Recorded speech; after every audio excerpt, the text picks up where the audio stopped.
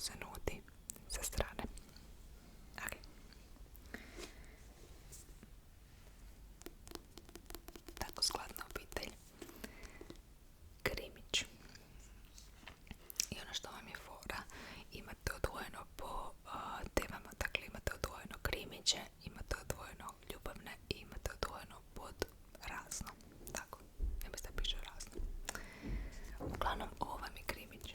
Mislim da je skroz nova knjiga, jer vidim da sam ja druga po redu koja je posudila ili je nova u mojoj knjižnici.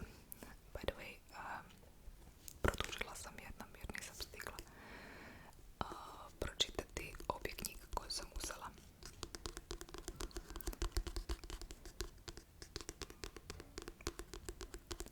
Nije loš, ima dobru priču.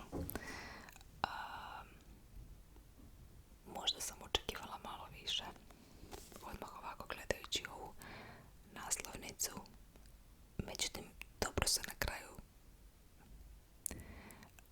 dobro su se stvari odvijale. Dobro je nekakav zaplet došao. Iako pa ne znam, nije me nekako skroz uzela i oduševila. Ko recimo ona kućna pomoćnica, ona me odmah onako ulovila da ne možeš spustiti knjigu. Ovo je bilo okej i dobar su twist napravili, ali nije sad maksimalno onako neko oduševljenje. Ali nećete skupiti vrijeme, pročitajte tako volite krimiće. Meni su jako lijepe ove nove moderne stranice koje, odnosno ti dizajni knjige gdje je onda ovaj rub u boji, odnosno fotografija se nastavlja. Vidim da je to sad moderno, da ima posvuda u tim novim knjigama. Uglavnom,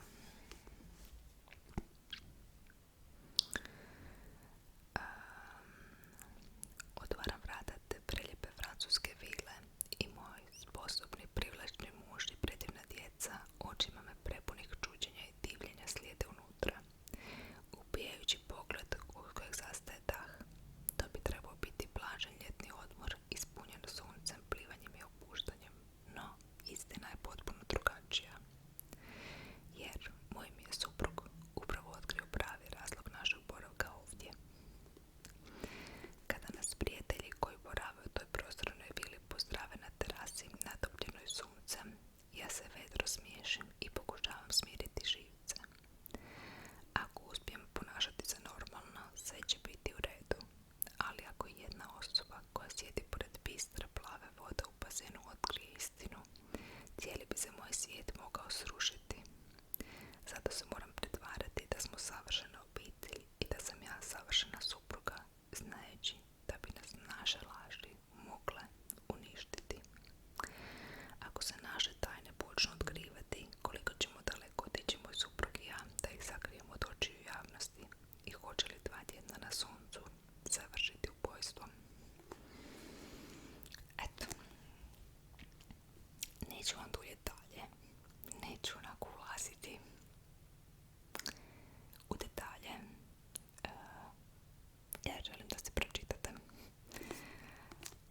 Uglavnom, potražite. I ok, onda sam vidjela od ove spisateljice, sam valjda sve pročitala i točno već zna kako će romani ići, jer uglavnom svi idu isto. Ali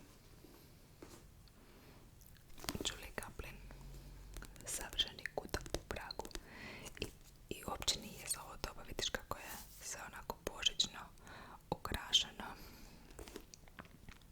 Ali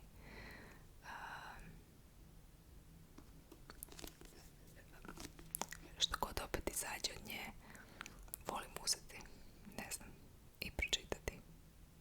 Točno onako klasična priča, ali meni njen stil pisanja odgovara. Iako lijepo ona to opisuje, sve detalje, tako da si tako kristalno jasno možeš stvoriti sliku kao scenarij dok čitaš, znaš o čemu se radi. Tako da isto je dobra, ima nekakav twist odmah na početku koji možda ne očekuješ i onda se priča za to zakači i malo onako razvuče.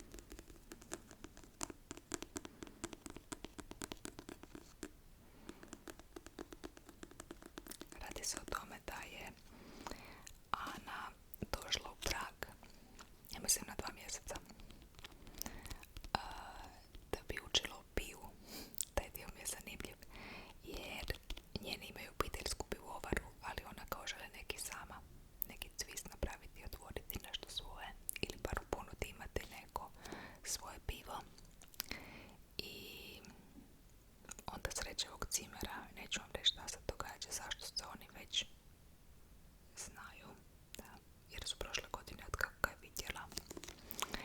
Ali i on dolazi iz sličnih razloga, odnosno iz istih razloga i pohađaju skupa tu kao ajmo reći radionicu ili malu školu proizvodnje piva zajedno. I tu onda, obzirom da se već znaju, a saznaćete zašto se znaju ako odete čitati priču, bude nekakvih trzavica na početku priče, ali kasnije se stvari poslože na svoje mjesto. Ja sad moram otići vratiti te 2 knjige i uzeti nešto novo. A još uvijek mi kod nas vam po ljeti 7. i 8. mjesec knjižnica radi samo ujutro, to jest jedan dan ima gdje rade popodne, ali u redu je što imamo knjigomat, tako da vratimo, možeš vratiti knjige onako i kad knjižnica ne radi, one se razduže, samo što to ne volim raditi jer već kad sam otišla do tamo volim odmah uzeti nove knjige. Ali ako želim biti u roku i ne želim zakasniti, onda ću to naravno učiniti. Međutim, do petka mi je rok, danas je srijeda. Mislim da ću stići jedan od ta 2 dana onako požuriti se pa stići zamijeniti knjige. Kad malo bolje razmislim, mislim da danas rade do 8, možda bih to mogla i danas učiniti, uzeti nešto novo i eto, već dok ja to ponovo pročitam ili možda još jednom produžim, već ćemo ući u klasičan rad knjižnice kad svaki dan rade